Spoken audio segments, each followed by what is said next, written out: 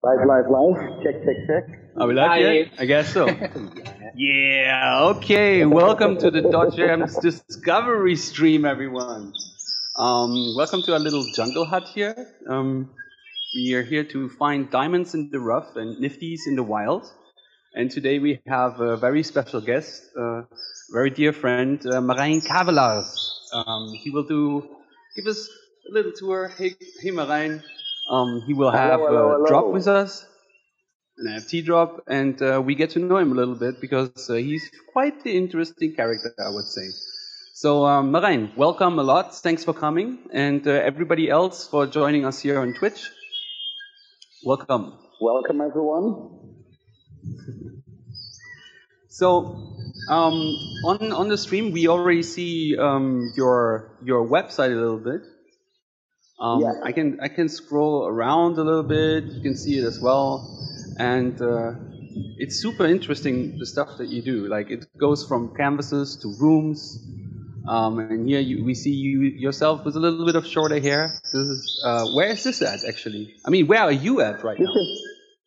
I'm right now in my studio in Waalre, in Holland, first of all, and Waalre is very close to my hometown. So as you can see, it's a very big, massive space.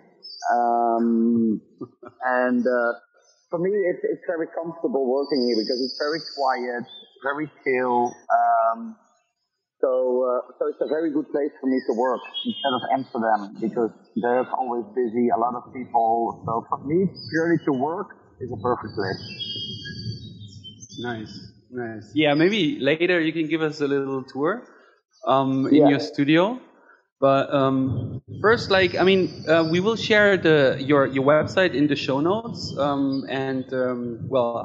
I know you, and one interesting thing that about you is like you started very, very early as like doing your art and putting it out, and actually like creating posters for your dad, right? And your dad was a clown. Like, I'm always interested how people get into art and choose art as their lifestyle. For you, it must have been like super early and like designing posters for my dad. Like, that sounds super interesting and fun. Were you involved in any other clown action of your dad, or like how was that? Sounds super interesting childhood to me. Yeah, that was very fun when I was young. So my dad is a clown, and he's also a painter actually. And when I was a kid, I was always joining him to all his performances, and so I was kind of doing like the decoration on stage, painting it, and making the designs for the posters. And I also was like always the coincident kid in the audience that needed to go on stage, to stand on the shoulders of the clown. So I did it tons of times, like, I want to be on the shoulders of the clown. So that was my only performance in that way, standing on the shoulders of my dad, and it was a lot of fun, I tell you. Yeah. No, so actually, from a young age, I started creating. I also think that dyslexia is a very strong thing for me, that I started to train myself much more in a not in a vocabulary way, but in a how do you call it? Visual way. Visual. Yeah, the visual way. Yeah, figurative, visual, graphics. Yeah. You don't write essays. You don't write essays. You paint pictures. That's it. Yeah. I mean, for me, paintings can say much more than an essay, or for me personally. So it started from a young age, and I think when I was like 22 or 23, I kind of cut the rope. That I told myself, like, okay, painting will be full focus from now on. So before that, it was more like a thing that I was always doing, like I was just doing it without any purpose. I was just doing it purely for myself. And then from that moment on, I started to be more professional in that way. So I started to do exhibitions and painted much more. So that's actually how it kind of started for me. Yeah. Well, that already sounds like an adventure to me. But now we come to the next step. That's also where we met. At some point, you decided to move to China, and there's actually like a whole documentary about this step. Like, here's a little bit of it. We can also show this a little bit later. But like, how did you decide to move to China? And as we can see here, you're exploring the streets. Did you have already some connections there, or was it just for you something like to further throw yourself into a new space and get inspiration and start a new story? To be honest, going to China was kind of coincidence. So what happened at a certain moment in Amsterdam, so I had my gallery in Amsterdam and things were going very well. But I started to get kind of blocked in my creative path. So what happened was that people were very interested in a specific series of me. So for me, there was not a lot of space for experiments. So I knew at that time something radical needed to happen. My first idea was actually to buy a van and just buy a van, put campers inside, start driving. Where to? No idea. How long? No idea. Just see what happens. But then an exhibition in Shanghai came. So then I was like, okay, this is much more interesting than buying a van and driving in a van. So then I decided to not send my work to Shanghai for the exhibition, but go myself to Shanghai. Also to just throw myself in the deep. So in 2013, I had the exhibition, and actually from the first moment, it had a very strong influence on my creative output. So also from that point on, I knew I needed to spend much more time in China. So in the end, I lived for 4 years in Shanghai, and it was a blessing for me being there because it really opened my eyes in different ways, specifically creatively. So, Yeah. I mean, we just see how you're also painting in public. You're exploring like the tear down houses, and was it there where you actually like started like to also paint in public and explore walls in public spaces and be more visible in the practice and interact with spectators or public spaces, or was that already before? No, in the beginning, it started in China. In the beginning stage, I was not doing it with the purpose of sharing my work, to be honest. So what kind of happened that in the first 6 months, I never experienced a degree of loneliness in my life. Because, I was living in Shanghai. I didn't know the culture. I didn't know the language. So at a certain moment, I didn't have a studio also. So for me, the beginning stage of Shanghai was quite tough. And at a certain moment, I wanted to experiment with Chinese ink. And I needed to find a place where I could experiment with Chinese ink in bigger scale. So next to my house, you had this very old Lilong neighborhood that they were starting to tear down already. So there were not living people anymore, and it was empty and demolished. And I started painting there. So I started practicing with Chinese ink on walls. So that's actually how it all started. And then from there on, I started to do more also commission work and what you mentioned, some bigger spaces. But it started in Shanghai. So that was also what I just mentioned. Like I was searching for more like a new creative outblast in myself, and making the murals gave me this energy that I was searching for. Right. I mean, I need to, like, 4 years in China. I mean, in the end, you've been featured in fashion magazines like L for Men. You've been featured there. Like, how do you come from some rundown neighborhoods and exploring and not knowing anything into into the fashion world of Shanghai? I mean, that's quite the development.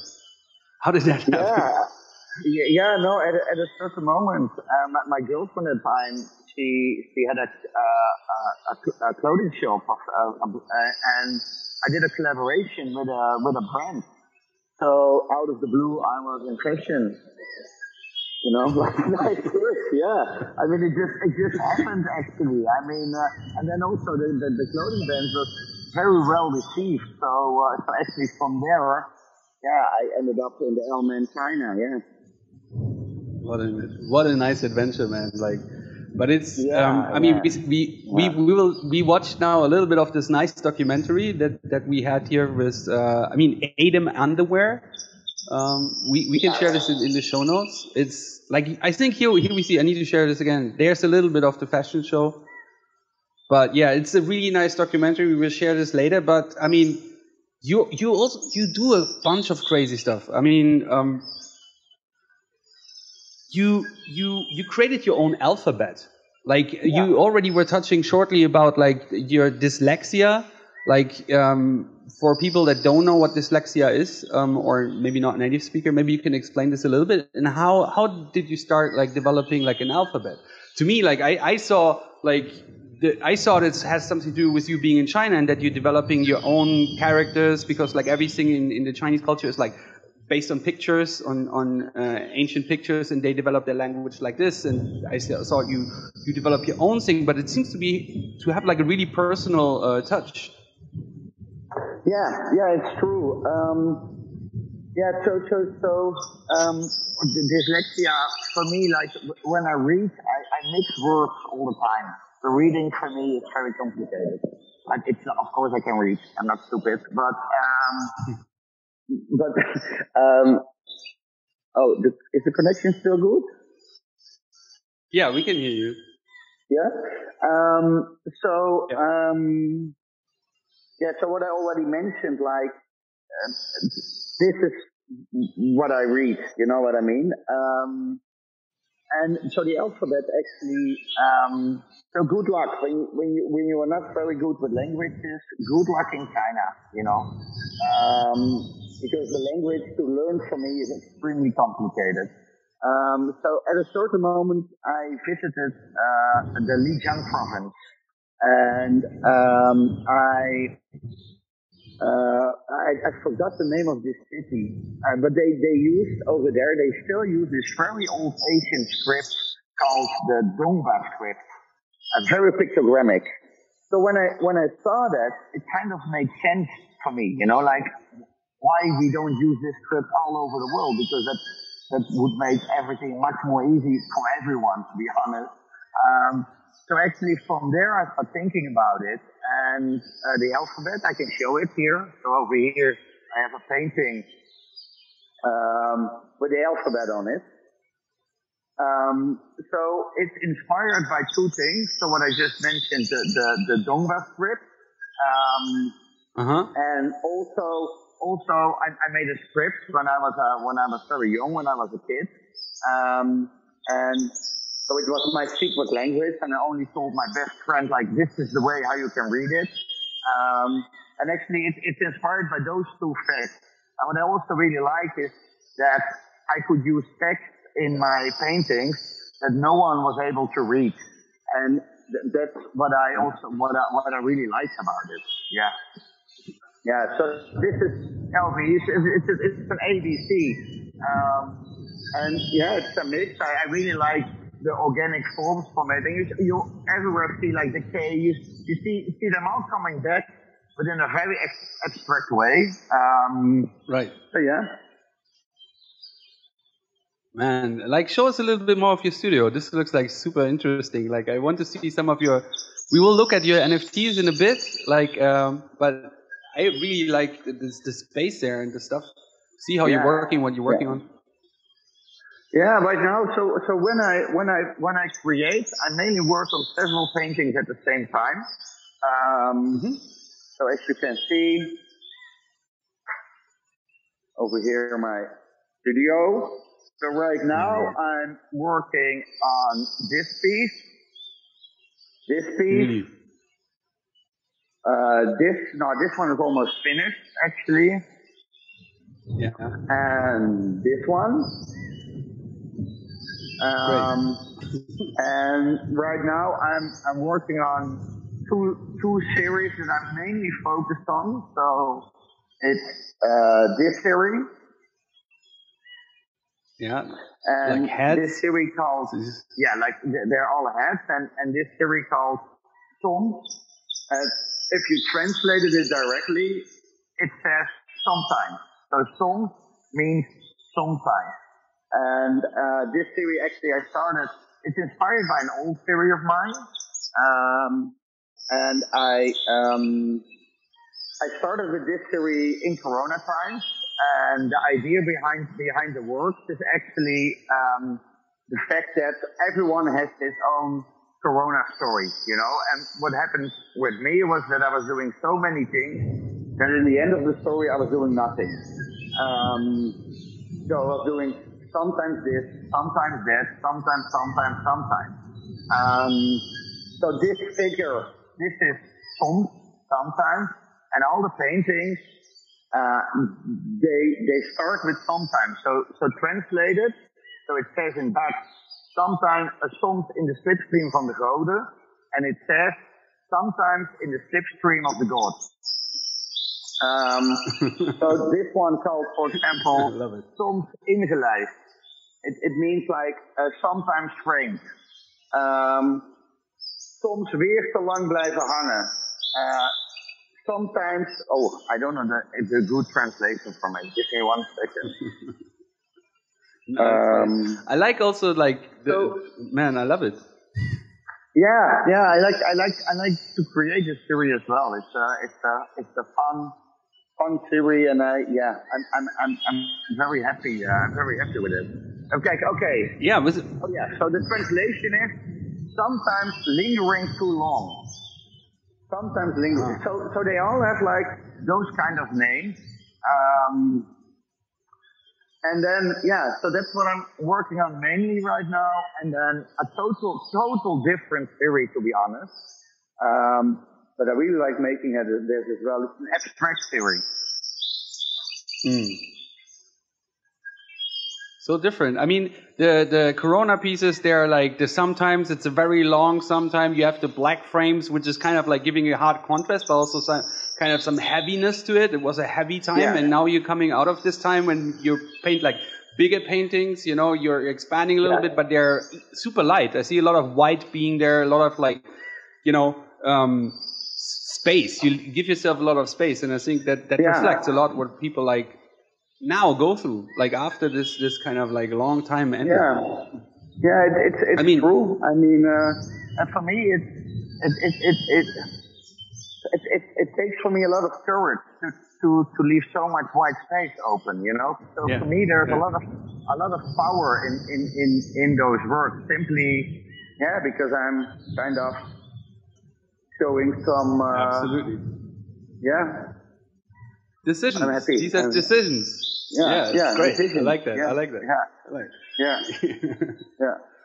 But I mean, you've been doing so much stuff like in spaces as well. I mean, you've painted churches. You've painted in a prison. You have been doing shopping malls, fashion shows. All these kind of things. Like, when does it actually start? Like, was it really just in China, or did you before already do murals and painting on walls, these kind of things?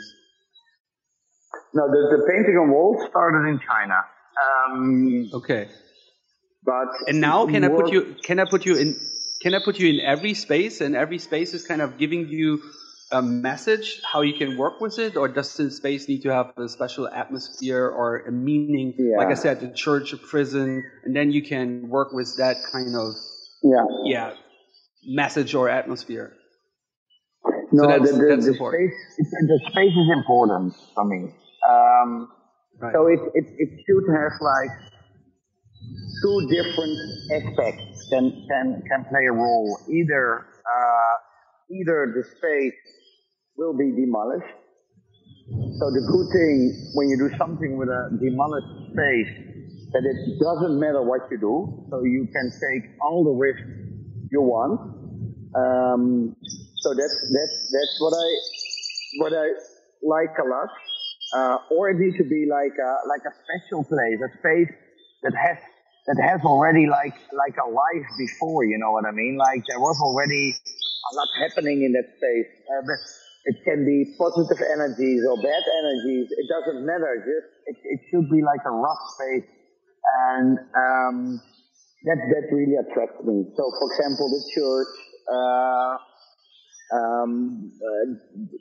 I mean, when you visit that church, I mean, specifically when I'm alone working there, it's so overwhelming. It's a total overwhelming space, and that's what I really feel attracted to, and it also has an influence in my work, and that's what I really admire, kind of, you know.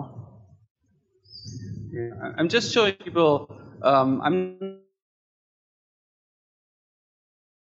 Oh, do you hear me?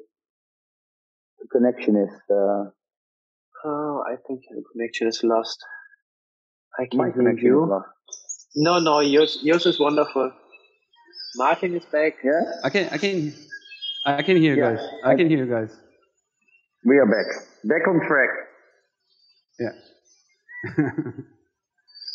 Yeah, I was asking you, like, I'm showing people a couple of the spaces that you painted. Currently, they see the 3 Knee Deep exhibition. Is this the one that was in an old prison cell? In a jail? Yeah. Okay. Continue to keep it full. So I painted 4 cells. Yeah. This was the shower. And were you also locked up in there for the time? No, this exhibition I didn't locked up. Okay. So the exhibition where I locked myself, that was a moment when I lived 4 years in Shanghai, and what happened at a certain moment is every time when I visited Holland, I started painting, but in a certain way I couldn't kind of find I was making different kind of paintings, you know. I couldn't find the roughness that I found in Shanghai in my way of painting. So at a certain moment, I really started almost getting mad to myself, you know. I was thinking like, it's not my Chinese neighbor that makes the line, or my Dutch neighbor that makes the line with the paint. It's me, you know. So what's happening? So I came up with an idea to lock myself for 3 weeks in a building. And the reason why I did it was what I already mentioned. Loneliness, specifically in the beginning stage in China, took a very big role in my work. So I locked myself for 3 weeks to kind of just break this pattern that I was stuck in. So together with the gallery, I went to this space, and all the windows were kind of black. The only contact that I had was once a week. Someone from the gallery came to bring paint and bring food. That's it. And in 3 weeks, I painted the whole space from top till toe. So I didn't stop painting for 3 weeks. I just sleep, paint, eat. Sleep, paint, eat all day long. So that was a very, very important moment in my career, to be honest, because I was searching for this thing, or how you can call it. And I found it back doing this experiment with myself. Right. I mean, we're just looking at the place that you painted in the mansion in Shanghai, kind of at the time pretty famous club. Yeah. Right. This is like the crack mansion. This is not the mansion. Ah, okay, this is crack mansion. Yeah. This is crack mansion, but this is not the club dimension. Ah, okay. There's also a video from it. Yeah, it's kind of similar, I think. Yeah. Yeah, I really like how you enter a space and like completely own it. It's amazing, and I mean, let's go a little bit into the digital space right now, because we're talking about like your NFT drop. But I can't wait till you're entering like the VR world, and like your some of your works we will exhibit in our metaverse galleries in VR. But do you imagine? I asked you already, like, what does a place need in order for you to design it and feel it? Can you imagine being in VR and basically being in a completely virtual reality white cube and start painting in there and like get your juices flowing? Or do you also feel like, okay, this whole technical aspect is not haptic enough because you don't feel, you don't smell all your colors and the walls and all that? Yeah, for me that part is important to paint and to smell the paint. So for example, the exhibition with the church, I did a collaboration with Mr. Beam is their name, and they are specialized in video mapping. So we transferred. So you see in this video from the church, you see the brush strokes still very strong coming back, projected on the walls of the church. So working in that way, so kind of mix the analog way and the digital way. That's what I really like. Yeah. So I will always keep the analog way of working, because that's what I do. That's what I love doing the most. And then transferring it to digital, I found that very interesting, because it's a whole new era where a lot of possibilities are open. So yeah, I mean. Yeah, which brings us to. Yeah, I'm back.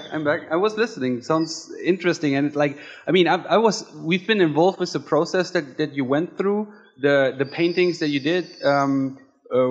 They come from a physical painting. So we took what you made analog. It's analog. Your work. It's like your real hand movements, and then we made digital versions of it. Yeah, I can show it actually. So you see this painting. So this one is one of the 12 paintings I created for the exhibition in the church. Right. And so this painting actually is built up with at least 50 layers. So I painted over it all the time. So I made a stop motion from this painting, and this is the ceiling of the church. So you still see kind of the lines from the ceiling.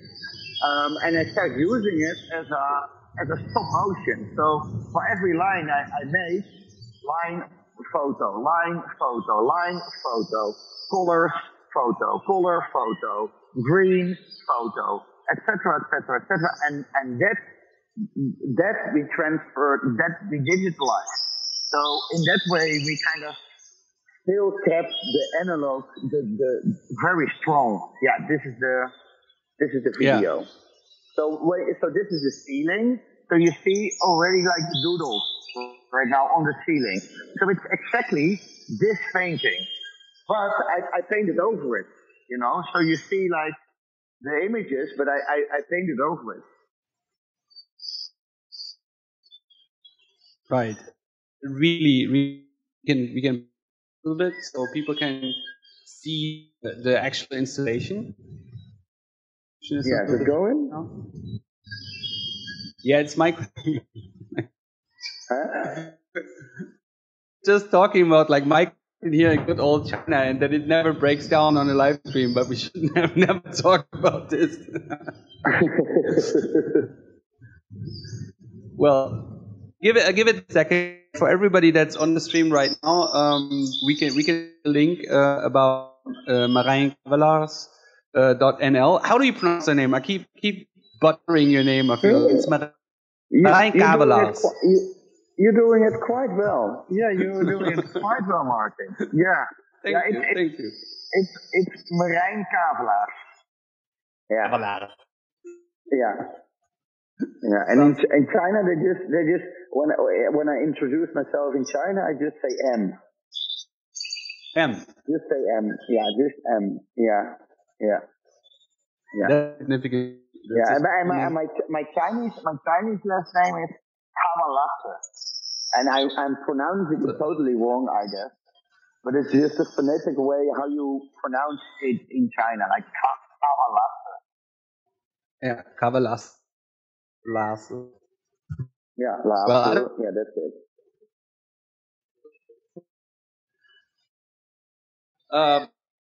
it. This amazing. Oh, the connection. Oh, yeah, it broke completely.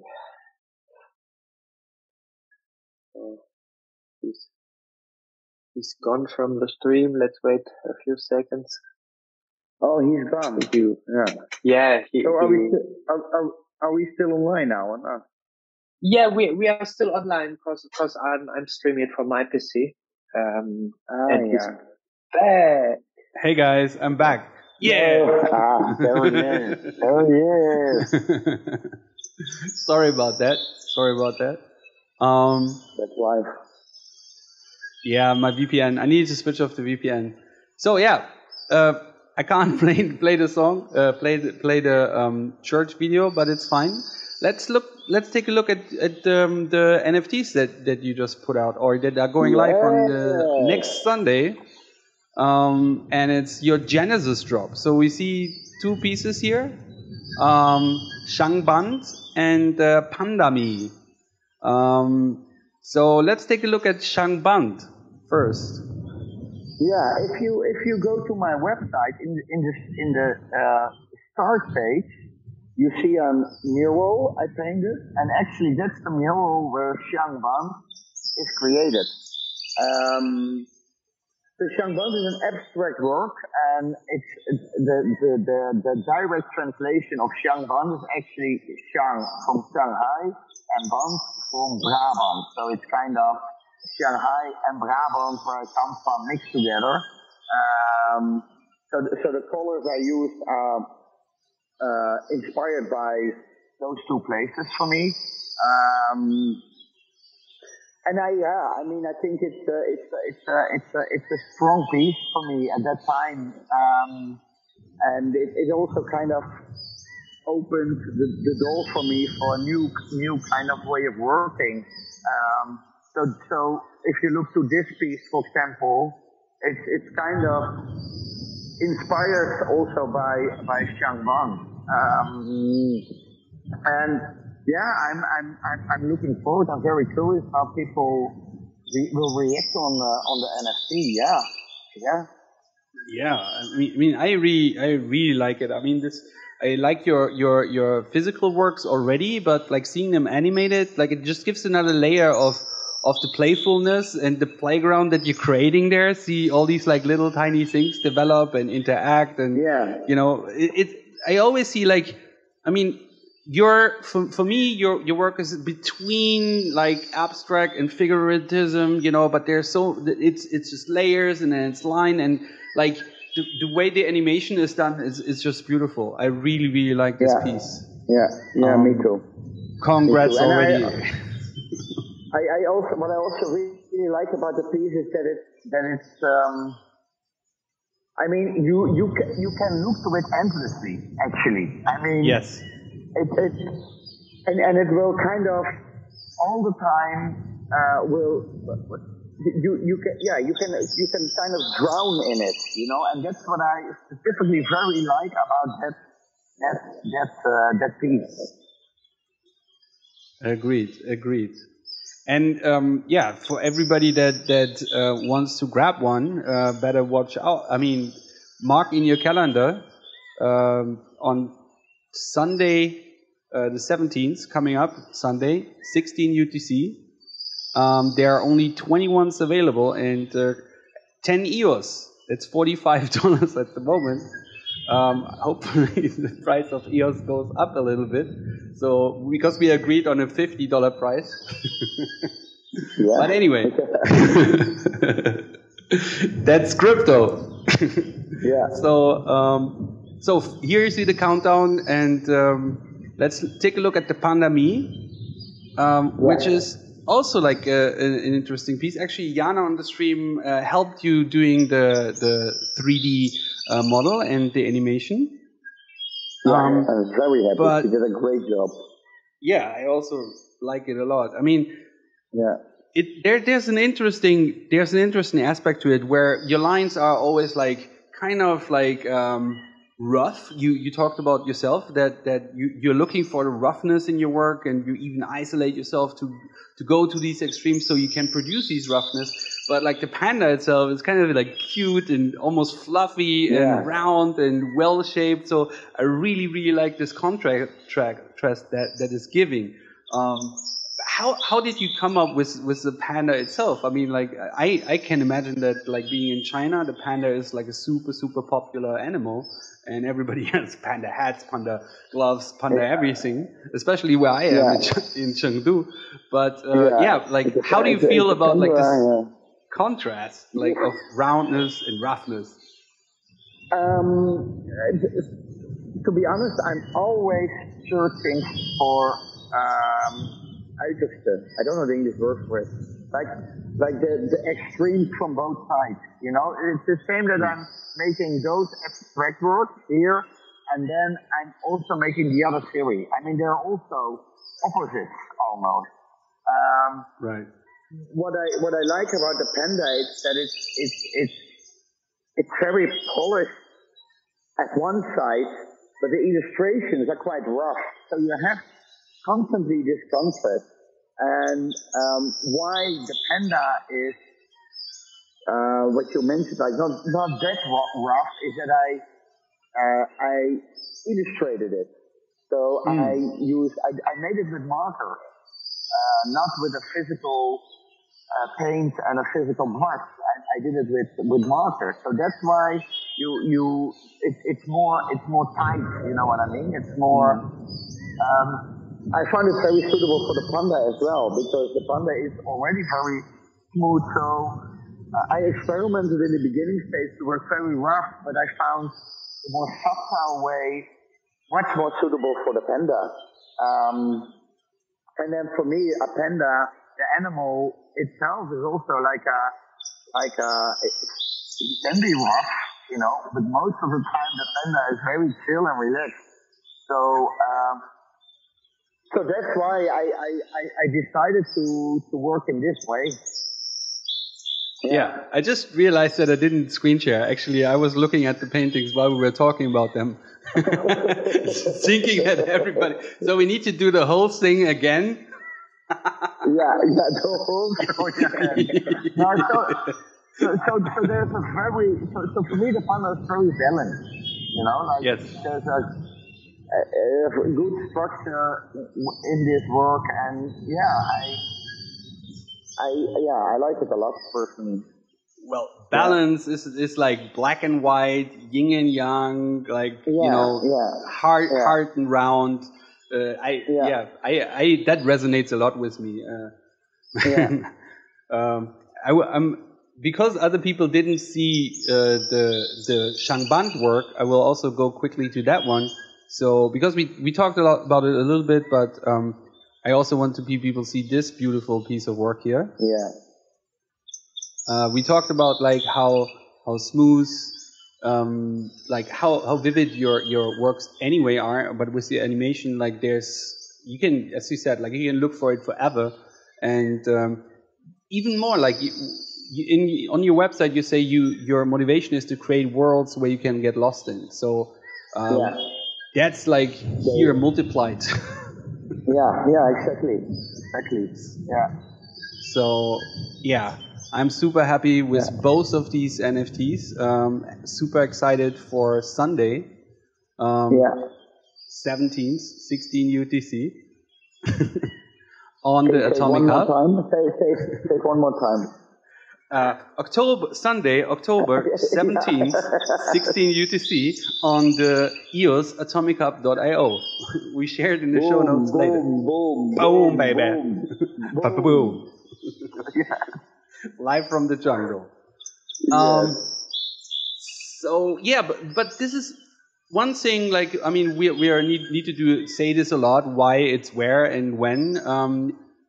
Do you think a lot of the people in your collector community are they already having like a connection to NFTs, or are they having connection to crypto? Like, how do you feel like onboarding your collectors, or do you think like, oh, I'm just going to do NFTs for NFT collectors, or how do you expect this to go down? Yeah, I found it very difficult to give a clear answer on this question. Simply because, from my point of view, in the beginning stage and with NFTs, I think most people didn't really believe in it from the art world. I mean, they were very skeptic. But right now we are on a point that people are opening their eyes. You know, like it's really happening. But mainly from my point of view, for the more the young generation. So for actually my generation, it's starting right now that people are getting to be more into it, more interested in it. So I'm very curious how it will be in the future, but I totally believe in it. You know, I think this will be a very strong asset in the art world in the future. I mean, it's proven that it's not a one-day flight, you know? I mean, it's there and it's strongly active. And so I'm very excited. I'm very excited for the future of NFTs. But if you ask me, like, I find it difficult to give a clear answer on that. Yeah. We are happy to help with that. Working with a bunch of artists, we try to onboard their collectors as well, not just the artists. Make it easy for you to communicate. So we can share you some nice explainers, some guides, how to create wallets, how to get crypto, how to become an NFT collector, and like start this journey and this adventure. That's basically, so we're happy that you kind of give us some of your art pieces, that you're also like willing to take this adventure. I mean, looking back at your life, it doesn't seem like there's any adventure that you wouldn't take. Correct me if I'm wrong. So I think you're the perfect candidate, like our little... Well, I'm super excited for Sunday, and I hope there will be many, many more Marijn Kavelaars NFTs in the future. Yeah, hopefully, I already have a lot of plans, to be honest. Yeah. Ooh.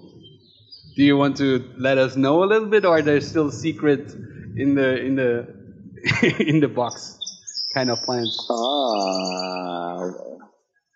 Maybe I keep it quiet still. Yeah, I keep it quiet. Yeah.